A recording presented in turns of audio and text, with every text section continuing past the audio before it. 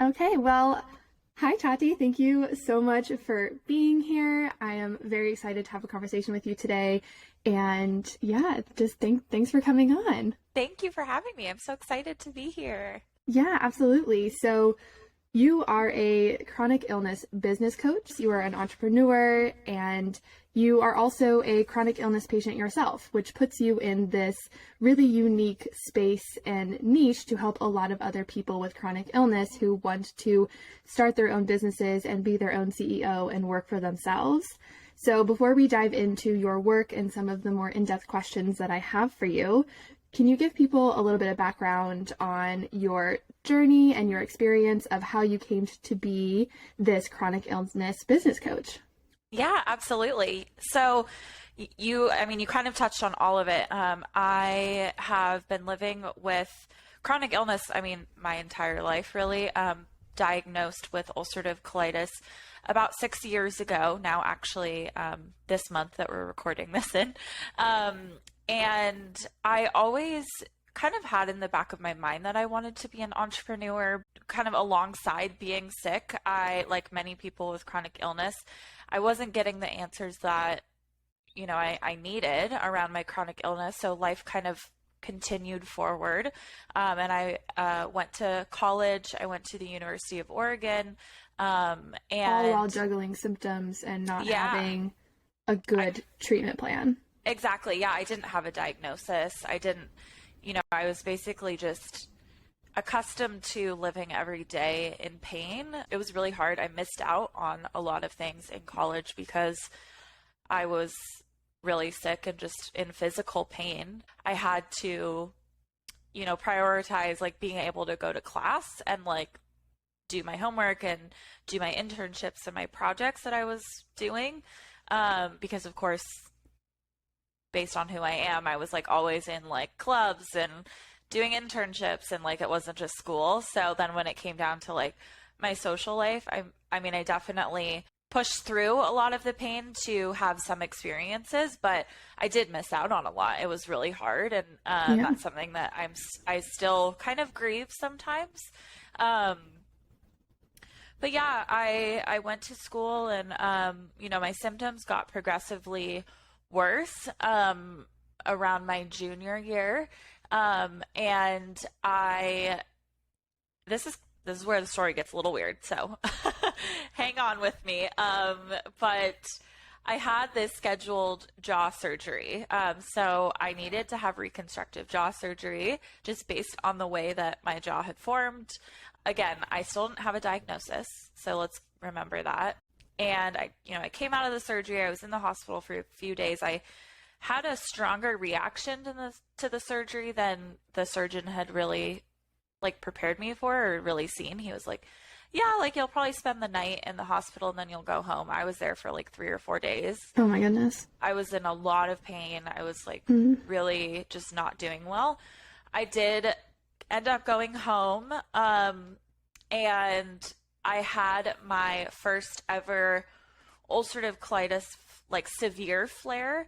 I didn't know that's what it was at the time. I thought maybe, I don't know. I just had really intense surgery. So I was like, my body is just like rebelling against me. Like maybe I have an infection or something. So we went to the emergency room and they admitted me, and I had my first ever colonoscopy, which, with the kind of pain and symptoms that I was having for my entire life prior to that, the fact that no one ever did a colonoscopy, I'm like, wow, that's blows my mind, like Is no the one ever. colonoscopy a direct way to diagnose ulcerative colitis? Yes, it is. It's Mm. basically like the only way to really diagnose it, like to get the confirmation. Hmm. Um, so yeah, that was uh, kind of like but at the time I didn't really know, like I was going to all these doctors and they were saying like they were doing other tests and, um, they said like things were normal, things are coming back normal. So like I didn't know at the time that I probably should have asked for a colonoscopy, but regardless, things unfolded the way they did. I had that colonoscopy in the hospital and I came out of it and he said, "You have ulcerative colitis. You have one of the most severe cases I've ever seen.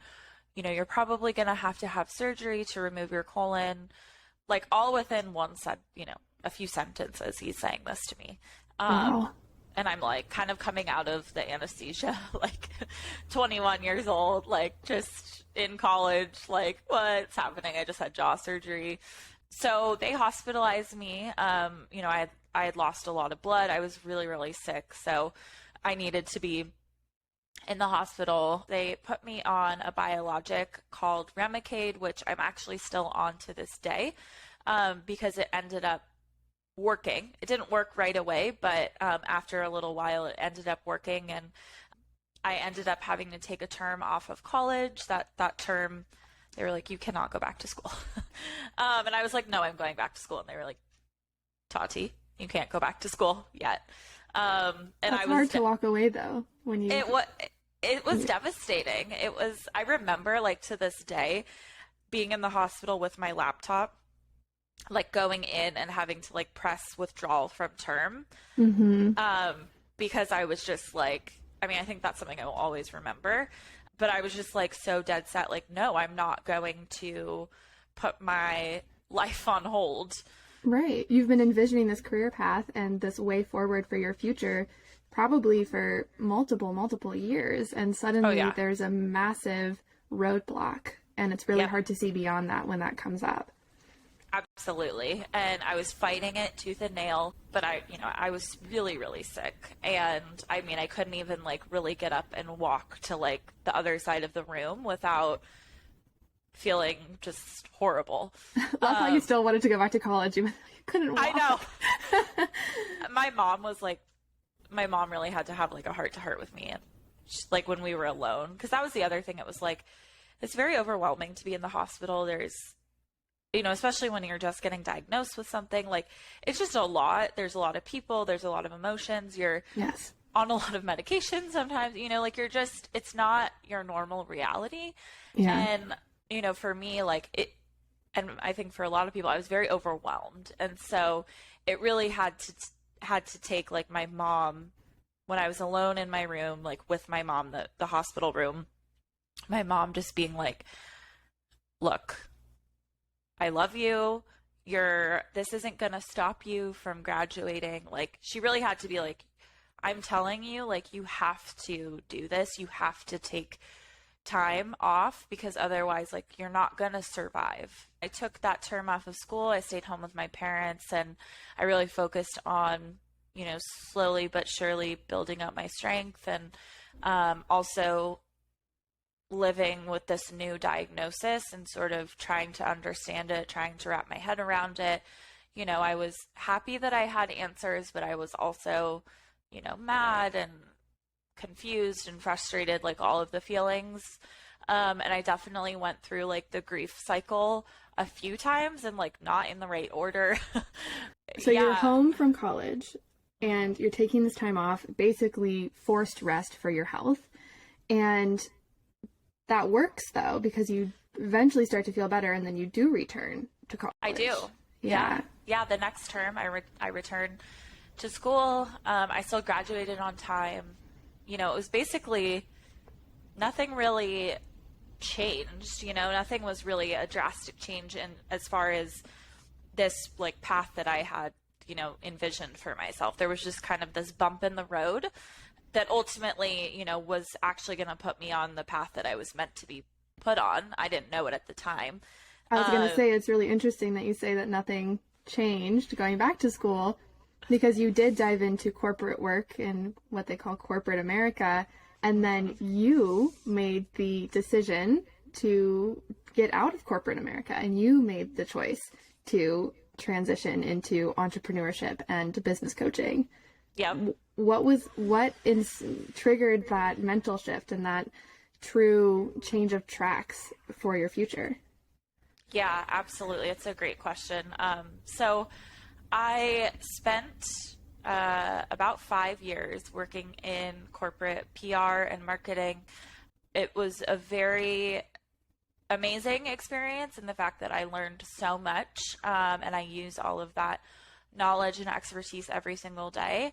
But it was grueling. It was it wasn't a 9 to 5. It was much more hours than that. It was traveling, it was events, it was barely any time off. It was, and this was with like the best of managers, like I really had amazing managers. I had an amazing team, people that, understood, okay, I have to go and get infusions every 8 weeks. And, there's things that are slightly different about my lifestyle. People were very understanding and accepting, but that didn't negate from the reality of working all the time, and just a lot. And there was a lot of stress. So I got to a point where one of my jobs, I was actually unexpectedly laid off because the company was purchased by a larger company, and my position was absolved, basically. All of a sudden, I didn't have a job to go to the next week. And it was kind of, it was 100% a blessing in disguise. At the time, I was like, devastated, shocked. I never expected that I would be laid off from my job. And I really utilized that time intentionally. I looked at myself and I was like, Tati, you're really burnt out and exhausted. And like, you have an opportunity to be intentional here about A, how you utilize this time, but B, like also what your next step is. And so I sort of thought about the idea of entrepreneurship that, came back into my mind. And I started thinking, okay, like, what do I really want my day-to-day life to look like? I'm slaving away at these jobs that are leaving me unfulfilled and, are not that great. Like, it's not like we'll talk about this more, but like money isn't everything, but also like it is something. And when it's necessary for life, right? It's necessary. And so, and when, especially, you're doing a job for money. And so, when I sort of looked at myself and I was like, you're not fulfilled.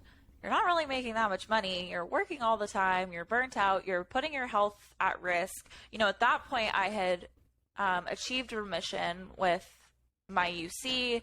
I was feeling really good, but I also started to feel myself slipping into a pattern of not prioritizing my health.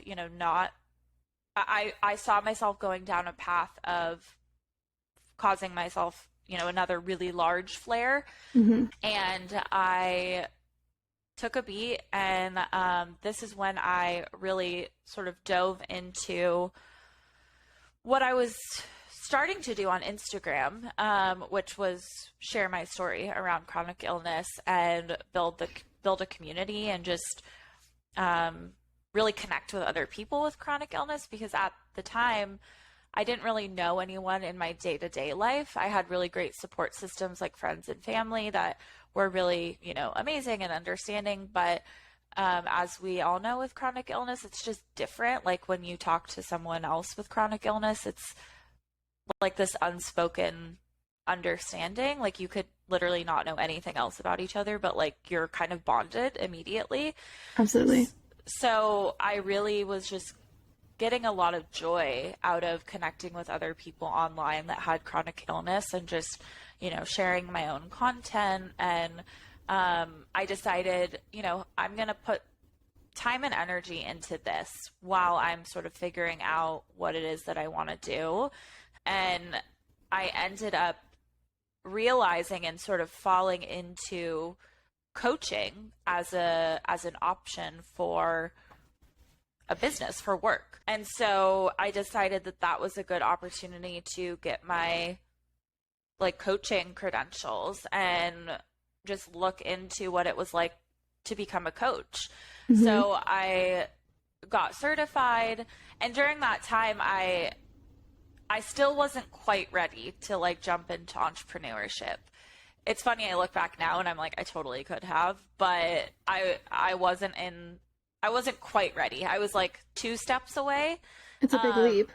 It's a big leap, and I was still really scared. And so I found another PR job. I think I took about 6 months off in between, like from when I was laid off to when I started that next job. Got my coaching certification and then entered into another PR job. And while I was working that job, I was like I was continuing to build my community online, but I was also starting to see people as coaching clients.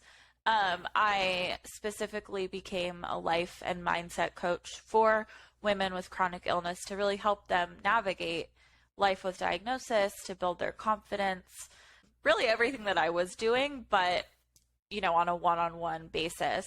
And it was amazing. I mean, it was everything. I was like looking forward to, I would like set up my day. So it was like, I worked my job, and then I would have my coaching calls at night or on the weekends. And like, that's what I looked forward to. That's what I was like, oh, I'm so excited this week. I get to talk with my clients. My first goal was like, let me replace my, 9-to-5 job income with coaching, or like, let me make the same amount.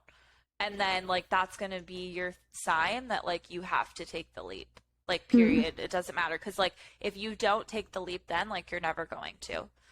So what would you say to someone who has a business idea and maybe they do have a 9-to-5 right now, who is not in remission from their chronic illness, right? Maybe they're still juggling some level of day-to-day symptoms. Yep. What do you say? Because it sounds like it's a very similar situation, except for the fact that you were in remission, and that gave you probably a little bit more, maybe even just like self-belief and time and mental bandwidth. So how do you coach women who are still juggling their chronic illnesses and encourage them to take the leap into entrepreneurship and into working for themselves when they maybe aren't in remission? I love that question because that's exactly what I do. So I think it really starts with throwing away any sort of expectation around like what it has to look like and what it's supposed to look like, what your schedule is supposed to look like, what the amount of work you're supposed to do, like this supposed to, like just like throw that out the window and sit down and think about with yourself. This is what I do with my clients, but you can do this with yourself is like, okay, where can I start? And let me just focus on like, what is the one thing that I can focus on, like starting to do? And if it doesn't have to be every single day, like it doesn't have to, let's maybe like this week, I'm going to try like twice a week. I'm going to start to, post on my social media, whatever it is. And taking it week by week, also day by day, and also allowing yourself to not get discouraged. If you had set the expectation like, okay, Tuesday, I'm going to sit down and write a post for my Instagram, for example, and then Tuesday comes around and you're like, I feel horrible. Not beating yourself up for that. It just means, okay, we need to shift some things around and maybe we try again tomorrow. And maybe tomorrow's not the day, but maybe the next day will be the day. And right. It sounds like finding your minimum. Yes. Is a really great place to start. Absolutely. That's a great way to put it. Like, what is the minimum that you can do that starts to help you move the needle, starts to help you see, quote unquote success, which is, means a lot of things to everyone. But when I say that, I mean, starts to make you believe in yourself and give you the confidence in yourself that you can do it, and just throw away any expectations that you have of the way that it has to look, because we are all different. And the way that I, run my business day to day, well, first of all, changes day to day just because that's life with chronic illness. So I'm okay with that. But also that's going to look different for someone else. And like, that's okay. That's actually really great. It doesn't have to look one way. And that's the beauty of entrepreneurship. So I would say start there, find your minimum and really work on the way that you talk to yourself around how and when you do work. Mm. And I appreciate the fact that you said that get rid of the concept of shoulds, and because everyone's experience with chronic illness is different, and therefore everyone's schedule and life built with chronic illness in the mix is going to look very different. But I want to be realistic and drop in a touch of realism here and talk about it's not going to be possible for everyone with chronic illness to start a business, manage a business. There are some people that maybe for numerous factors, they're just not going to be able to manage everything. And so when you sit down with someone and you're starting to coach them, maybe they're just starting a business or they have a business, but they're struggling, how do you help them navigate this concept of entrepreneurship and help them determine if this is really for them? And I mean, if there are some introspective or self-evaluative questions that you either ask them or tell them to ask themselves, what would those be? Yes, I love this question because you're absolutely right. It isn't for everyone, and that's totally great, and that's totally okay. So I think the place that I always love to start is asking, and this is something I did with myself, this is something I do with all of my clients, is asking yourself why. Why do, like, if you have this idea that you want to be an entrepreneur, you want to start a business, and you have chronic illness, why do you want to do that? What is it that is driving you to want to have that business? And that's going to look different for everyone. But I think that the important thing to just sort of notice about what comes up for you is, from my experience, I've found that there needs to be a deep rooted reason as to why you want to do this outside of wanting to make $1 million or wanting to, have time and financial freedom. Those things are, those things come. Those things will come with building a business. And I think one note is that those things are also achievable outside of building your own business in a way that's maybe easier than absolutely starting from the ground up. Absolutely. So those things cannot be the reasons why. It has to be bigger than that. It has to be because of the kind of impact that you want to leave on a certain community or around a certain topic. Like, there has to be a deeper passion for why it is you do or you are going to do what you want to do. And the reason why this why is important is because on the days, the weeks, the months that you aren't feeling good, things are difficult, you feel like this isn't going to work, you can come back to that, and that can be sort of your like guiding light that will remind you that the days, the weeks, the months that feel hard and you're not, quote unquote, making the progress that you want to make, that those are such small moments in the grand scheme of things, because the impact that you are working on or that you're going to leave on the world is so much bigger than the days that you don't feel well. And that those days that you don't feel well are actually they're so important to the journey. They're so important to that impact that you're leaving, because I mean, at least for me, and I think that this is common for a lot of people with chronic illness, those are the days and the moments where I know, like, I'm living my why, Yeah. Does that make sense?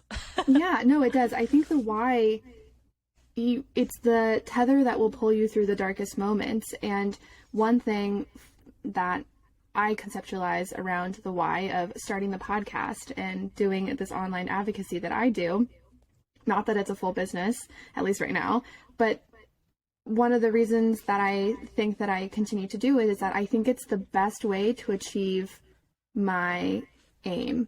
I think it's important to note that like you have this why, and the path that you take to like kind of follow that why probably will change over time. I didn't always start as a business coach.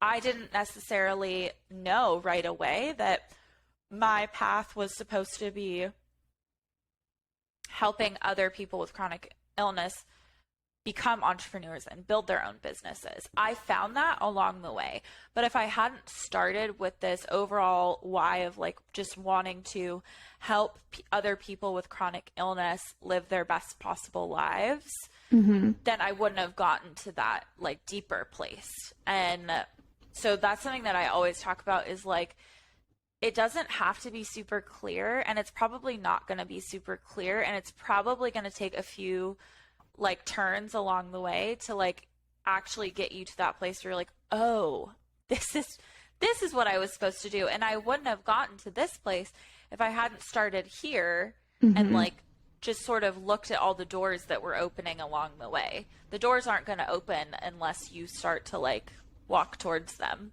Yeah, that makes sense. Definitely. It's kind of like keeping your eyes on the horizon, and no matter how many twists and turns you take, you're still headed in the same direction. You're still headed towards the same goal or the same aim. Yep, exactly. Okay. So beyond finding your why, maybe you've sat down, you know what you want to do, you know why you want to do it, and you think you know how you want to start. This is a two-factor question, I guess, but how can someone assess their health capacity to the degree that they can determine if this is something that is good for them? And two, within having chronic illness, do you have any tips for someone starting from the ground up who is still managing symptoms and doesn't have the resources to hire a mentor, a team, or support, at least right away? Yeah, absolutely. Love both of these questions. This might be an annoying answer for some people. They're going to be like, of course. But I'm ready. This really, it really looks different for everyone. Just like chronic illness looks different for everyone. Evaluating your, sort of physical, mental, emotional capacity to start a business is really going to look different for everyone. And what I would encourage people to do is really like, look at your situation right now. Look at how you are feeling physically and mentally right now, and ask yourself if you are okay to start and potentially like have to pause and have to kind of be okay with, I don't like the word failure because I don't really think that failure exists in the way that we think about failure, but sort of the same concept, like, am I okay with starting this and like potentially having to stop or potentially having to pause and come back to it because of things coming up related to chronic illness? If you think about it as a really long game too, you think, I'm going to start this and this is going to be something that I want to work on until I'm, an old person. Yeah. That's like, exactly. It's like if you think about this is a business that, and I think that really is the key to success is, which goes back to the larger, like, why is, for me, I look at this business and I'm like, wow, I'm building this for the next, 20, 30 years. So a week, a month, even a year of needing to step away. Rest. That's okay. That's like a tiny amount of time in the grand scheme of things. And that, is that going to, get me off course, quote unquote? Maybe for a little bit. But again, if we look at the grand scheme of things, not really. I personally really do believe that like everything does happen for a reason. So if you are meant to take a step away, like there's a reason for that outside of like just needing to prioritize taking care of yourself, I believe. So And I think would regardless of if you believe if everything happens for a reason or not, I think one way that you can look at it is that nothing in the world is 100% negative. Nothing in the world is 100% bad. There is always something remotely positive to glean from every situation. Ask Absolutely. someone who has a severe diagnosis, whose life has been changed. Mm-hmm. There's always something. And so if you do, like you said, if you do take the pause for an extended amount of time, maybe you come back and you realize that you were actually headed in a different direction than what is truest to your authentic reason why you started. And then you can divert and reroute. And then it's even better from taking off from there. I think that's a great point. Yeah, absolutely. So yeah, I would really start there and just ask yourself, okay, am I okay with, first of all, ask yourself about your why. Why do you want to do this? And then ask yourself, okay, am I okay with starting and maybe having to pause for a little while? So I would start there. And then I think the second part of your question around what can people do who want to get started, who don't have the resources to hire a mentor like myself or a team to support them. I think it goes back to what we talked about earlier, really just establishing your minimum and like starting somewhere, like looking at your personal situation, because like we're all so different, and thinking about like, okay, this is the kind of business that I want to start for this reason. Now let me take a step back and think about, and again, take this with a grain of salt because it's very easy to get overwhelmed, but think about all of the things, all of the steps that you need to do in order to like get to that place, and focus on one. Mm-hmm. Like it can be hard for a lot of us, but focus on one thing that you can start to do and do that thing, and don't do anything else. Like just do that thing and start to become really good at that thing. So maybe, for example, that's social media. Focus on starting to establish your social media. Try and establish a consistent posting time, but also be okay with that fluctuating and that changing. And let go of any expectations that you have around that. And I know that that can also be hard when you're, wanting to start a business and you're wanting to see results right away. But remember, I want people to remember that are listening to this, something I say to my clients all the time, like it's going to take some time, and be patient, and don't let that be the thing that stops you. Remember your why. Remember that it's bigger than the results that you're not seeing overnight, because it just doesn't results just don't happen overnight. It's just not the case. So be patient with yourself, be compassionate with yourself, and also ask yourself, like, how can I make this fun? Mm-hmm. That's something that I still do in my business to this day, is like, it's really easy to get really like bogged down and overwhelmed, and everything is stressful and like all of that. But at the end of this day, like at the end of the day, you started this business to like fulfill your life and fulfill a passion, and like it should be fun. You should enjoy yourself. Like not all that, there are things you have to do when you're a business owner that aren't fun, but for the most part, like you can find joy out of anything, really. And it really is a mindset. So that's something that I also like, I remind myself to this day is like, okay, Tati, like you're feeling really stressed about this thing. Like, how can we make it fun? Is there a way where we can like put on some music and do that thing and like enjoy ourselves with the music, and then in an hour that task will be done that you didn't want to do?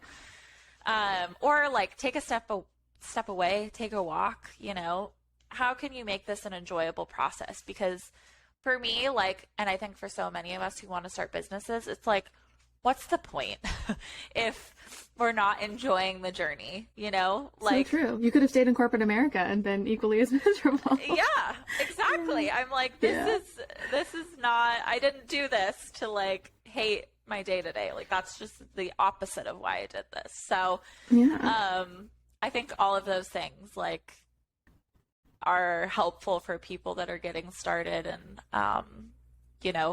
of course I'm also a DM away. If you have questions, you want to chat, you want to bounce ideas, like I love nothing more than chatting with people about their new ideas that they have for businesses. And there are so many tips and tricks that I can give you outside of, hiring a mentor like myself that I would love to chat with people about. So I encourage people, you don't have to DM me if you're only wanting to work with me. Like, please DM me if you want to just chat, because I love to chat with people. That's a testament to your why of you really just want to help people. And one thing I was going to say is that you don't have to contact someone like yourself or another mentor that you have in mind and expect to shovel out thousands of dollars over a really long period of time. Maybe even just a session or two to check in, to get you started. And it doesn't have to be a monumental investment from a monetary perspective, but sometimes someone who has done it like yourself and who has had such great success could really be a useful resource in guiding you of at least kickstarting or revamping or whatever you're looking to do. Absolutely. I love that. And I think one thing I want to add to that is it's so important to reach out to people, because a lot of the time, like myself included, I don't always publicize all of the things that I offer, and there are certain programs that I might be launching at certain times that you might see, and you might see that and you might be like, oh, that's really not where I'm at, so I guess I can't work with Tati. And it's like, no, that's not the case. Like, I have so many things that I'm not constantly publicizing, so don't let that be the thing that holds you back from reaching out. Also, like I said earlier, at the end of the day, like, I just love chatting and connecting with people. So if something isn't the right fit for you, that doesn't mean that I'm going to like steer you away and that I'm not going to, support you, cheer you on, and be there for you in a different way if some of my programs or offerings aren't right for you at this moment.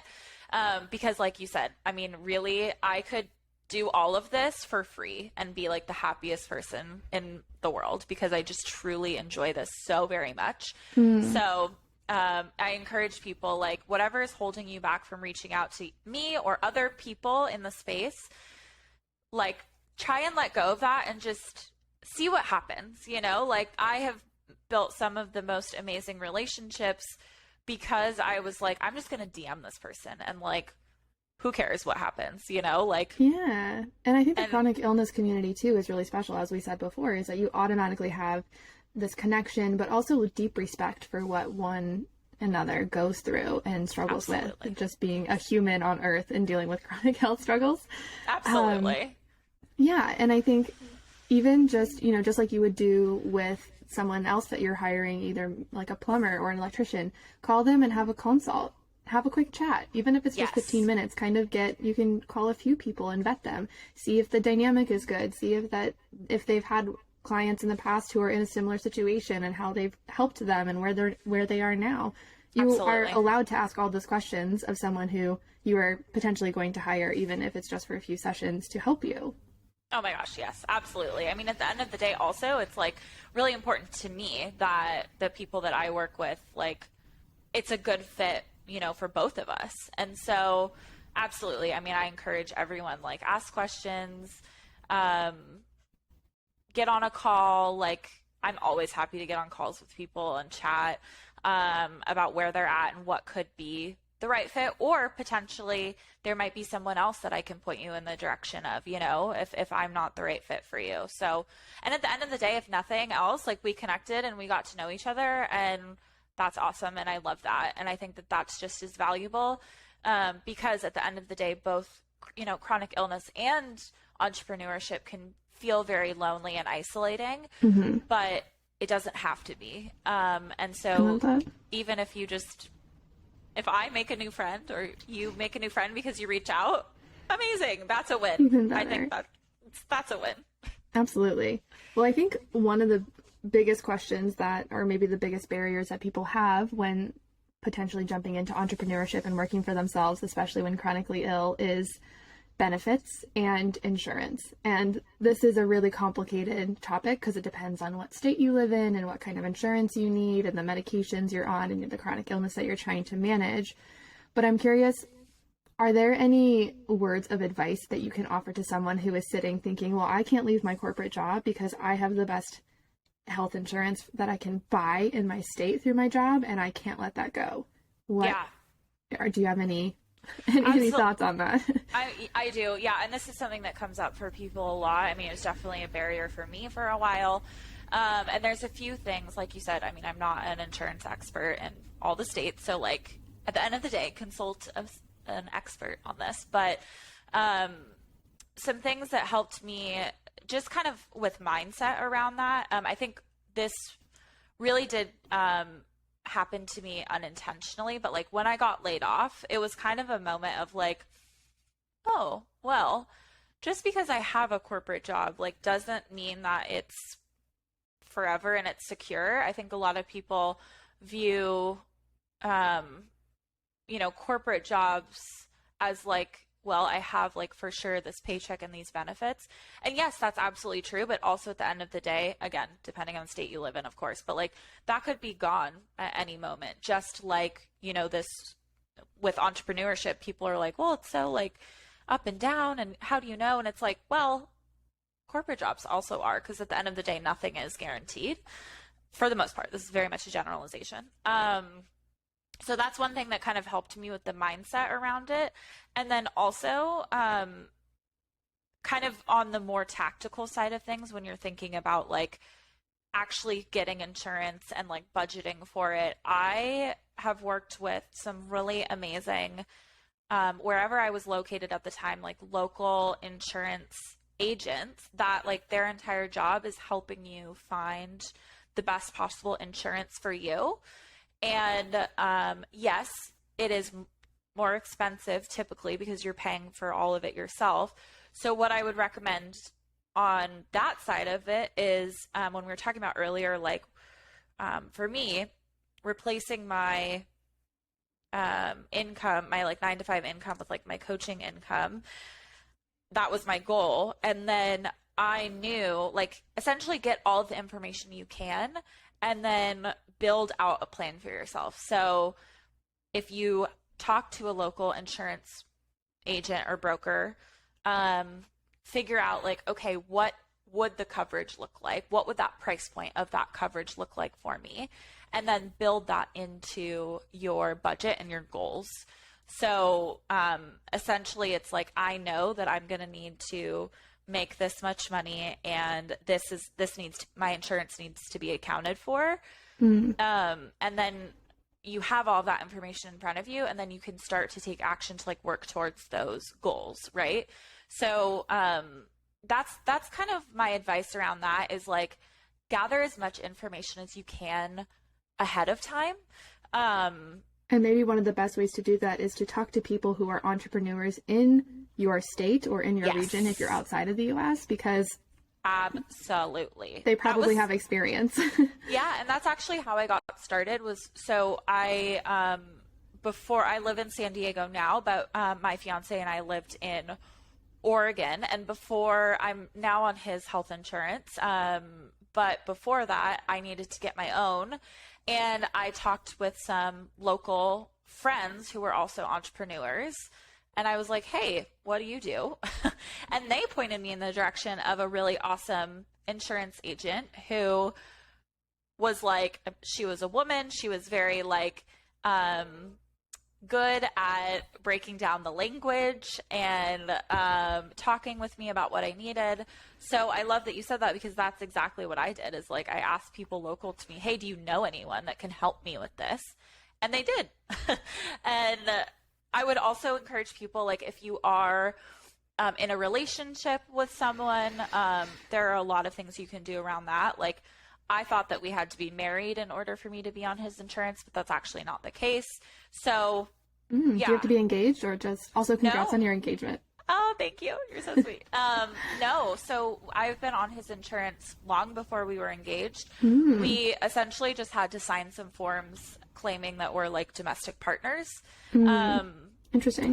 There are, again, this probably varies state from state, but like we had to prove that we'd been living together for a while and that kind of stuff. But it really wasn't that complicated. And really what it took was just asking some questions, and specifically with his job, asking HR some questions. And it was a lot easier than we had thought. So be curious, ask questions, and at the end of the day, I think gather as much information as you can and then make decisions from there. I would highly encourage everyone to like not assume that you can't make it work or that you can't, it's impossible, because once I got the information of like what it actually was going to cost and what it looked like, it wasn't, I was like, oh, this is actually not that bad. This is actually pretty easy and pretty doable.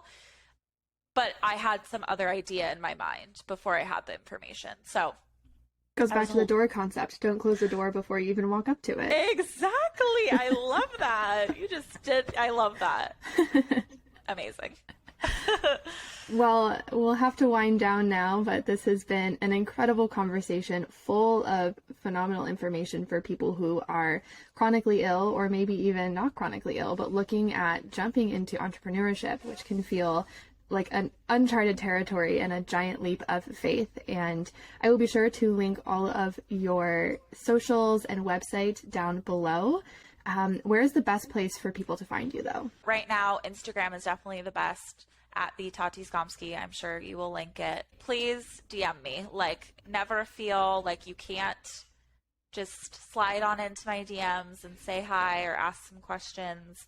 I love nothing more than connecting with people. So, yeah, Instagram's the place. Fantastic. And if nothing else, make a new friend. Exactly. And there might be some potential doors to open. There you go. Well, Tati, thank you so much for coming on. This has been a fantastic conversation. Thank you for having me. It was so much fun.